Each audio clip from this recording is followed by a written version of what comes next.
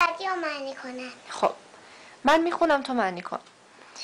به حدیث در نیایی که لبت شکر نریزد. بگو. میگه یعنی که دل در نیاد که شکر بریزه توی لیوان و کاس و اینا آفرین. و اینا. آفرین. ز پی تو هیچ مرغی نپرد که پر نریزد. میگه هیچ مرغی نپره که پرش بریزه روی فرش و اینا. آها.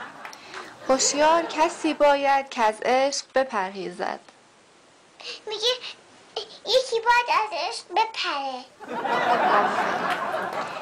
گر سیل عقاب آید شوریده نیندیشد. میگه یعنی شوریده نداشته اینجوری بزیزن که دهن شور باشه دهن شور. عشق لب شیرینت بس شور برانگیزد. میگه عشق لب شور که لب شور شده باید بریم بشوریم با آفرین. بخون. بخونم؟ آره. ابر چشمانم اگر قطره چنین خواهد ریخت.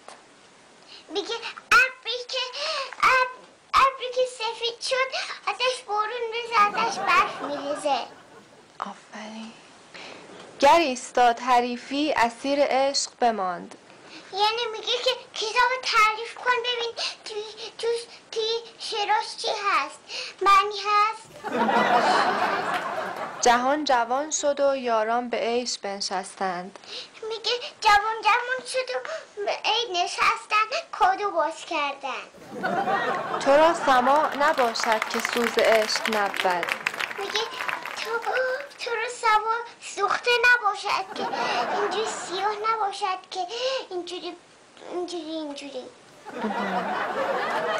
صفت عاشق صادق به درستی آن است. میگه فقط عاشق به درستی که یعنی کار تو وقتی که چیز میفته خراب میشه ماژیک میفته باید درستش کنی.